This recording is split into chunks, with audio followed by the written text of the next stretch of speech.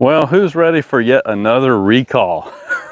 So we're getting ready to load this thing up and go camping, but I just got word of yet another recall, and this time it's on the Jeep Wrangler. So if you've got a Jeep Wrangler JL, from what I understand, this covers all the way up through the new ones. So basically the last 3 years or so of Wrangler JL production, you might want to have your VIN number checked. Let the dealership check your VIN number and see if it's covered under this recall. Because what I understand is there's something like 58,000 Jeep Wranglers that are affected by this one. And basically what this one has to do with is the fact that during production, apparently there was a stud added to the frame that didn't need to be there. Basically, it's an unused stud, so it just didn't need to be there, and for some reason this was added to the frame during production.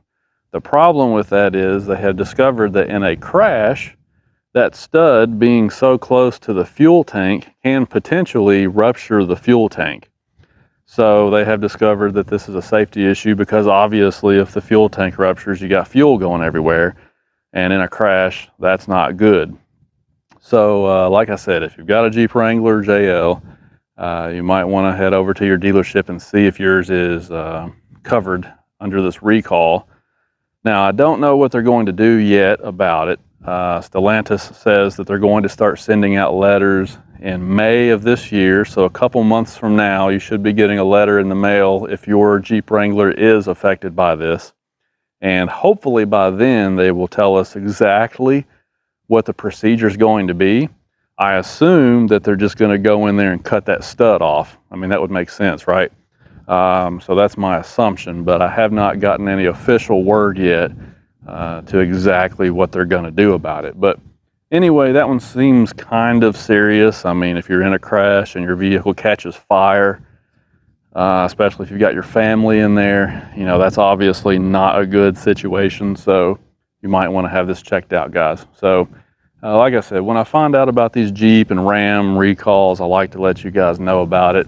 You know, most people see this kind of stuff in their news feed, but you know, there are some people who don't necessarily read the news every day. So there you go, keep you in the loop.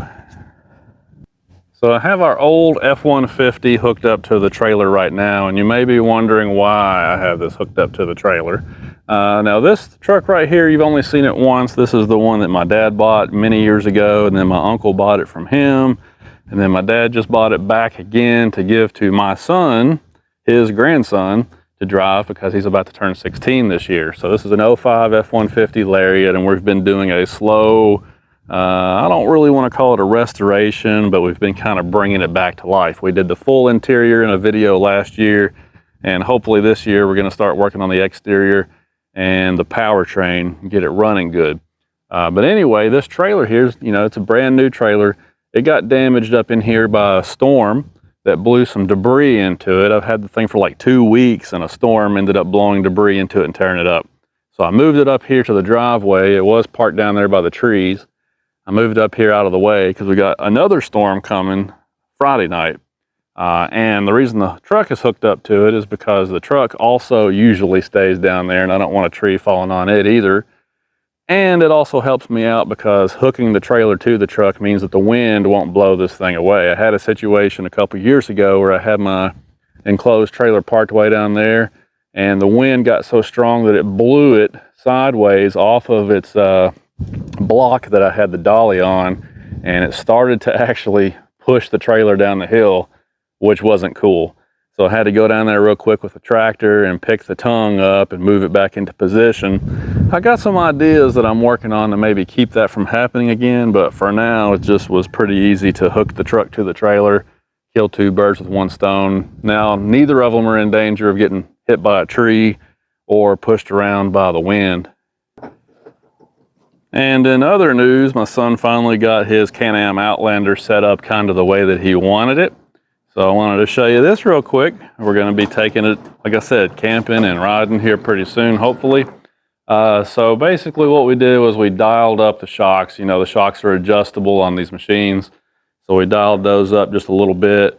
And I think that not only did it make it a little more firm, but of course it gave it just a little bit more rod height too, which this honestly kind of needed, because the Suzuki stock has more ground clearance than this thing does. But anyway, and they also put the 26-inch tires on here.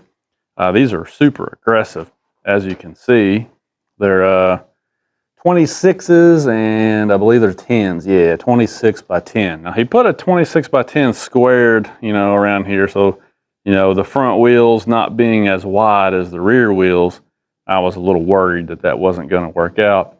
But it seems to look okay. I mean, I don't think it's in danger of rolling off the bead or anything.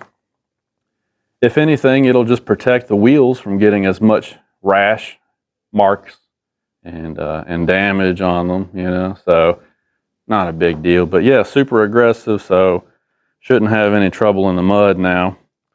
So I guess the thing we got to figure out now is just where we're going to go riding and camping this time. We've been to most of the off-road parks in this area. We've been to Turkey Bay down in western Kentucky. We've been over to Wildcat Off-Road in East Bernstadt. We've been to Woolies Off-Road down in Tennessee, where you see a lot of film shot for TV shows where they build off-road rigs and stuff. They seem to always take them down the road there to Woolies. We've been down there. We went up to the Badlands in Indiana a year or two ago. That was a pretty fun trip, although I'm not real happy with some of the rules that park has. We've been to, where else have we been? We went to Canmer, which is an awesome place to ride in Kentucky for a day. If you just want to go for like a Saturday and ride and then come home, fantastic spot to ride. So anyway, we've been to most of the off-road parks in this region where we live, Indiana, Kentucky, Tennessee. But anyway, if there's an off-road park that you guys know of in this area, this is kind of my range. I don't want to go too far from home.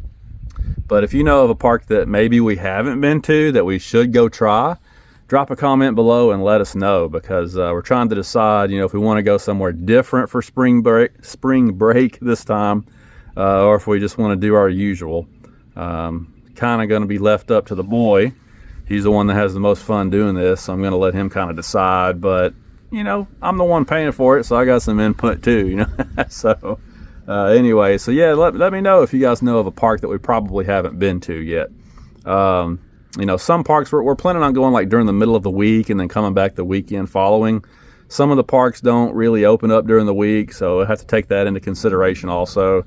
Some of them can get pretty pricey, kind of like Wildcat Off-Road. They charge by the day rather than selling you like a 3-day pass.